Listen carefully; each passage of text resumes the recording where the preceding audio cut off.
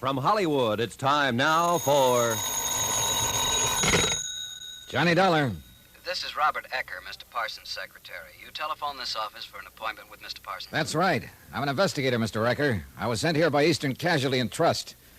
We understand David Parsons is missing. I want to talk to Mr. Parsons Sr. about it. Oh. Well, Mr. Parsons Sr. isn't in the office today. He's home ill. This is pretty important, Mr. Ecker. Maybe I better call him at home. Why don't you come to the office? I'll try to arrange to take you out there. I don't want to be a lot of trouble. There'd be more trouble if I didn't.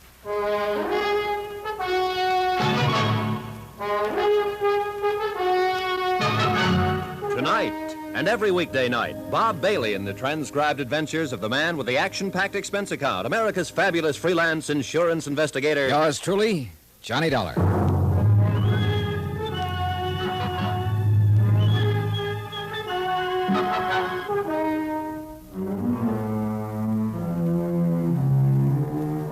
Expense account submitted by Special Investigator Johnny Dollar to the Eastern Casualty and Trust Company, number 25 Yardley Boulevard, Boston, Massachusetts. The following is an accounting of expenditures during my investigation of the Callicles matter. Expense account item 1, $200, 5 cents, airfare and incidentals, Hartford to Los Angeles. I arrived at midnight, went straight to the Beverly Hilton, had a good night's sleep, and woke up to an early spring heat wave. By 9 o'clock, I had placed my call to Parsons, Stocks and Bonds. At 10 o'clock, I met Robert Ecker in person. He was a man about my age with a thin face and good clothes. Judging from his office, the job as secretary was a pretty responsible one. I don't quite understand this, Mr. Dollar. What made you think that Mr. Parsons Jr. is missing? Is he around? You mean, is he in town? Yeah, is he in town? Is he around? Can I see him? Well, none of us exactly knows where he is, but he's not what you'd call missing. Well, now, that depends on how you look at it, Mr. Ecker. We understand David Parsons hasn't been seen for 10 days. Is my information wrong? Well, no, what you say is true. You mean you're here to look into the matter? That's about it. May I say something? Sure. When you're speaking of David Parsons in front of his father, Mr. Parsons Sr., I suggest that you don't use that word missing. I'll try to remember that. The connotation might upset him. I'm certain he doesn't regard Mr. Parsons' absence in the missing sense. Maybe you can tell me how he does regard it. I'm afraid I can't. Mr. Parsons Sr. doesn't confide in me. How about David Parsons' wife? Sorry. How about your own opinion? I'd rather keep my opinions to myself, Mr. Dollar. There's nothing personal, but Mr. Parsons Sr. is very adamant about certain matters. In other words, Mr. Parsons Sr. does all of the thinking for publication. So to speak, yes. What concern does the Eastern... Casualty and Trust Company have in this matter? Yes, what is the bonding company's concern? $100,000. It was an automatic write-up on David Parsons Jr. when he entered the firm. I still don't understand. David Parsons had access to great amounts of money and transferable bonds here. That's where we're responsible, Mr. Ecker. Is that an inference? If it sounds like I'm worried that David Parsons might have walked off with some money or some bonds, it's an inference. That's rather ridiculous, isn't it? I don't know whether it is or not, Mr. Ecker. Well, I regard it that way. Mr. Parsons is worth a considerable amount of money. $1 million would be a conservative estimate of his fortune. His father, of course, is, well, Mr. Parsons Sr. Yes, we're well aware of Mr. Parsons' holding. But sometimes things aren't what they seem. You know what I mean? No, I'm afraid I don't know exactly what you mean, Mr. Dollar. Well, now, take these, for instance. Mr. Dollar. Take these, Just what? here. These copies of Eastern Casualty's policies on your desk, Mr. Ecker. Now, let's see. You called me about 9. It's a little after 10 now. That gave you an hour to dig them out, study them over, and answer for yourself the exact questions you've been making me answer. Isn't that about it, Mr. Ecker? Yes. Yes, I'd say that's just about it, Mr. Dollar. Robert Ecker drove me out to the Bel Air home of David Parsons Sr. On the way, he spoke of the weather, the situation in Algiers, the trouble he had making reservations for weekends in Palm Springs, and the low fuel consumption of his new Studebaker Golden Hawk. He avoided very carefully any further mention of David Parsons Jr., the missing son. I put a couple of direct questions to him, which he answered indirectly by referring me to Mr. Parsons Sr., so I let it go at that. Jenny? Jenny? Somebody must be around. You said your phone. I did. Jenny? Oh, hello. Hello, Robert. Nobody around? No one so far. They must be upstairs. He's been at it today. Called me over here an hour ago. Oh, I'm Mrs. Parsons. I'm Johnny Dollar. How do you do? I beg your pardon. You shouldn't, Robert. It was purposeful. Mrs. Parsons. I'm the one you're not supposed to meet, Mr. Dollar. I'm David's wife. I just received orders from upstairs that this matter will be handled upstairs. Is that so? Oh, yes, that's quite so. My father-in-law feels that he has extraordinary competence in this matter. As in all matters, huh, Robert? We'd better get along, Mr. Dollar. How do you feel? Oh, I feel fine. I mean about your father-in-law handling it. That makes very little difference, Mr. Dollar. It's my husband who's missing, but his son.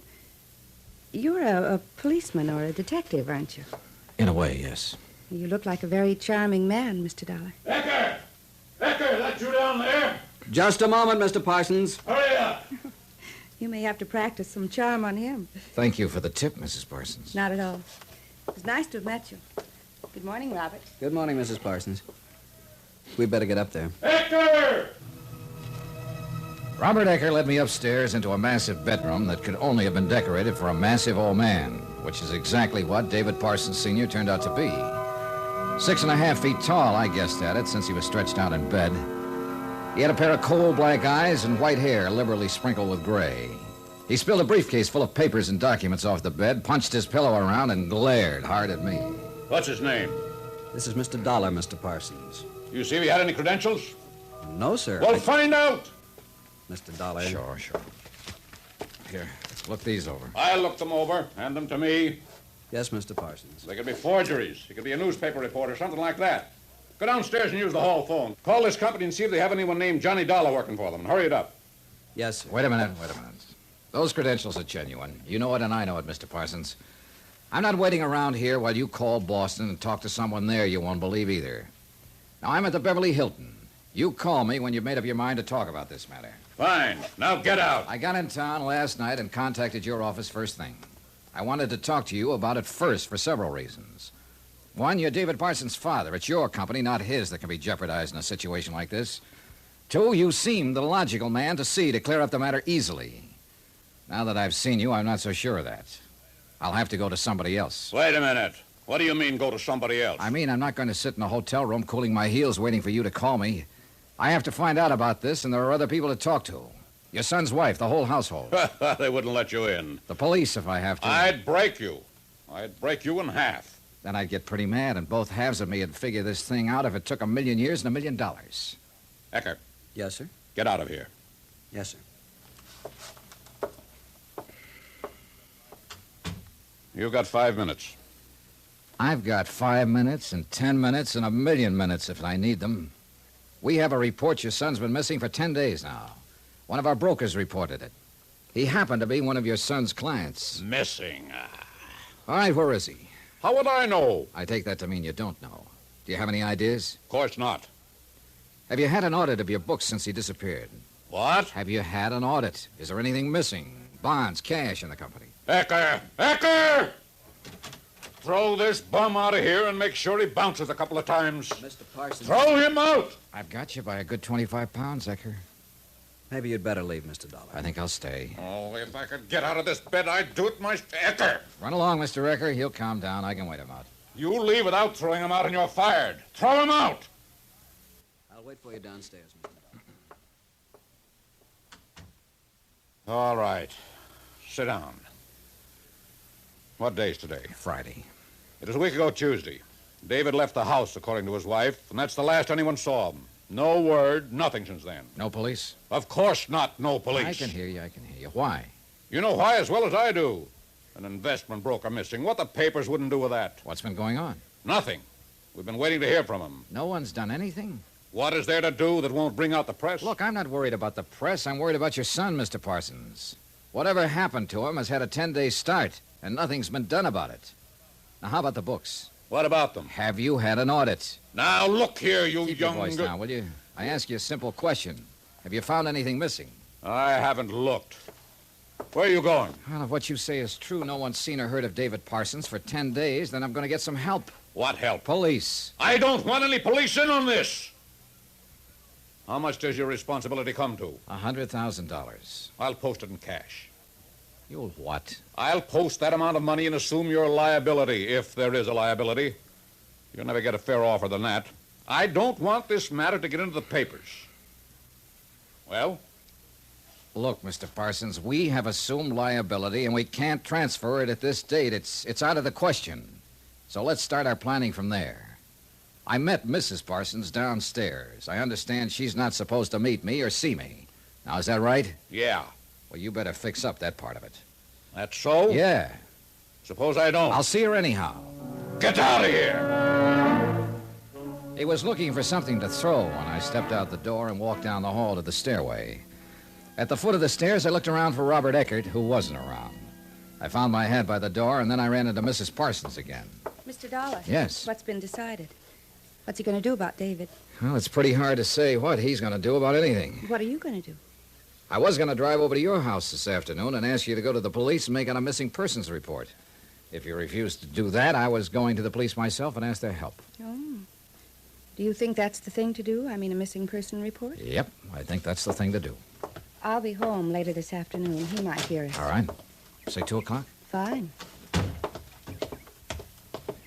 You cool off? Oh, for a second or two. Some museum piece he is. Be careful of him, Mr. Dollar. He'll break your heart. He's your kind. You're his dish of meat. Yeah. I didn't pay much attention to that remark from Robert Ecker. I thought about Svengali and Rasputin and a couple of fellas like that. I didn't think of Parsons Sr. in the same class with them. But I should have guessed it. Ecker's trying to tell me, but I just wouldn't listen.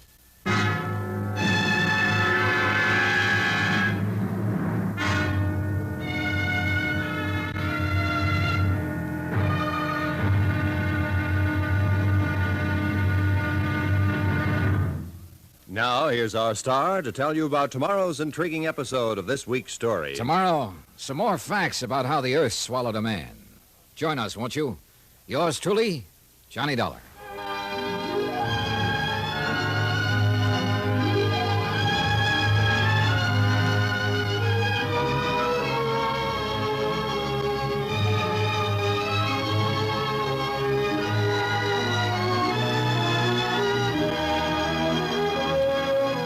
Yours truly, Johnny Dollar, starring Bob Bailey, is transcribed in Hollywood.